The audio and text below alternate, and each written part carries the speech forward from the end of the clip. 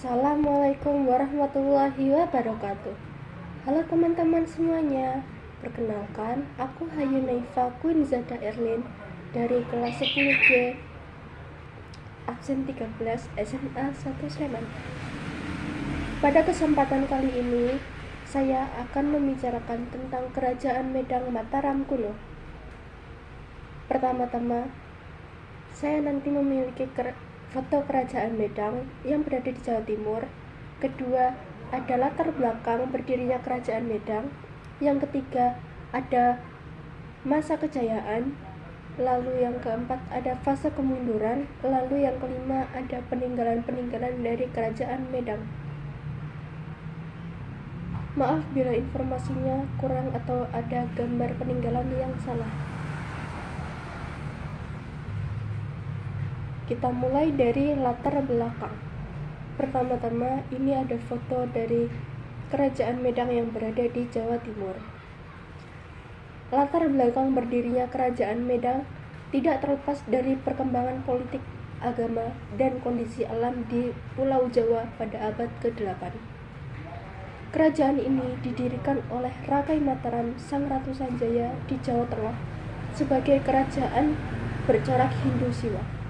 Namun, dalam perkembangannya juga muncul pengaruh Buddha dari bangsa lain seperti Shailendra, sehingga terjadi kehidupan keagamaan yang relatif berdampingan. Pada awalnya, pusat kekuasaan berada di Jawa Tengah yang subur dan cocok untuk pertanian. Hal ini menjadikan Medang sebagai kerajaan agraris yang kuat. Selain itu, letaknya yang strategis juga mendukung hubungan perdagangan dengan wilayah lain di Nusantara. Memasuki abad ke-10, terjadi perubahan besar ketika Empu Sindok memindahkan pusat pemerintahan ke Jawa Timur. Pada tahun 929 Masehi, perpindahan ini dipengaruhi oleh beberapa faktor, seperti bencana alam letusan Gunung Merapi yang merusak wilayah pusat, adanya konflik politik atau ancaman dari kerajaan lain, serta keinginan mencari wilayah yang lebih aman dan menguntungkan secara ekonomi. Di Jawa Timur, Empu Sindok mendirikan dinasti Isyana sebagai kelanjutan kekuasaan Medang. Pusat kerajaan dibangun di sekitar Sungai Brantas yang memiliki tanah subur dan jalur perdagangan yang baik. Kondisi ini membuat Kerajaan Medang tetap berkembang, baik dalam bidang pertanian maupun perdagangan, serta mempertahankan kekuasaan di wilayah Jawa Timur. Lalu kita lanjut ke masa kejayaan Kerajaan Medang. Masa kejayaan Kerajaan Medang terjadi pada masa Dharmawangsa Teguh dan Airlangga. Jadi, puncak kejayaannya terjadi pada pimpinan Raja Dharmawangsa Teguh dan Airlangga. Pada masa Dharmawangsa, kerajaan menjadi kuat secara politik dan berusaha menguasai jalur perdagangan dengan menentang kerajaan Sriwijaya. Selain itu, wilayah kekuasaan Medang sangat luas dan didukung kemajuan budaya seperti pembangunan Candi Borobudur dan Candi Prambanan, serta perkembangan sastra Jawa kuno. Setelah mengalami kehancuran, Airlangga berhasil membangun kembali kerajaannya, menstabilkan keadaan, dan meningkatkan kesejahteraan rakyatnya melalui pertanian dan sistem irigasinya. Setelah peristiwa Mahapralaya atau peristiwa Gunung Merapi yang meletus, kerajaan ini praktis runtuh dan digantikan oleh kerajaan Kahuripan yang didirikan oleh Airlangga. Itu tadi masa kejayaan Kerajaan Airlangga secara singkat. Lalu ada fase kemundurannya. Fase kemunduran dari Kerajaan Medang ini dipengaruhi oleh beberapa faktor. Faktor alam. Yang pertama ada letusan Gunung Merapi. Peristiwa ini menghancurkan wilayah pusat sehingga kerajaan dipindahkan ke Jawa Timur oleh Empu Sindok. Lalu yang kedua ada serangan dari kerajaan Sriwijaya dan kerajaan Worawari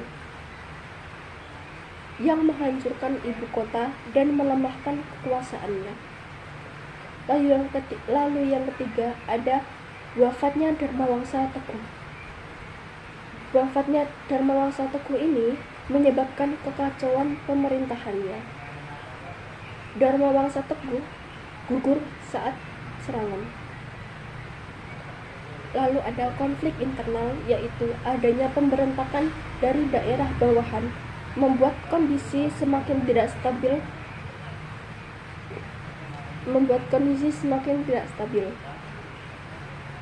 Lalu ada pembagian oleh Airlangga. Yang dimaksud pembagian di sini adalah kerajaannya. Kerajaan yang dibagi menjadi Janggala dan Kediri untuk mencegah perang saudara sekaligus mengakhiri Medang sebagai kerajaan utuh. Itu tadi fase kemunduran kerajaan Medang. Lalu kita lanjut ke peninggalan utama dari kerajaan Medang. Peninggalan utama kerajaan Medang meliputi Candi Borobudur, Prambanan, Candi Mendut, serta prasasti seperti Kalasan, Canggal, dan Puncangan. Yang pertama ada Candi Borobudur.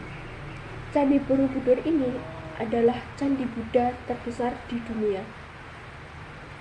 Candi ini dibangun oleh Wangsa Shailendra. Candi Borobudur berfungsi sebagai tempat ibadah dan simbol ajaran Buddha. Lalu ada Candi Prambanan. Candi Prambanan adalah candi Hindu terbesar di Indonesia. Candi Prambanan ini dibangun oleh Wangsa Sanjaya. Candi Prambanan didedikasikan untuk Trimurti, Brahmana, Wisnu, dan Siwa. Lalu ada Candi Mendut. Candi Mendut adalah candi Buddha yang memiliki arca Buddha besar di dalamnya. Candi Mendut biasanya digunakan dalam rangkaian ritual Waisak bersama Candi Borobudur. Lalu ada prasasti Kalasan. Prasasti Kalasan ini menyebut pembangunan candi untuk Dewi Tara, bukti pengaruh Buddha dan Wangsa Shailendra. Lalu ada prasasti Canggal.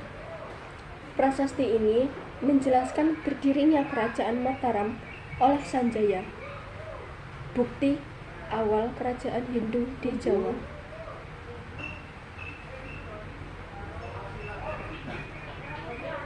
Lalu ada prasasti Puncangan.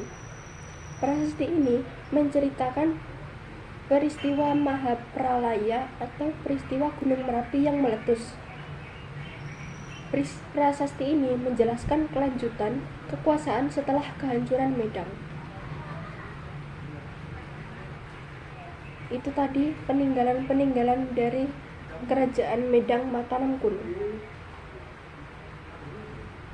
Berikut adalah daftar pustaka. Terima kasih, maaf bila ada kesalahan.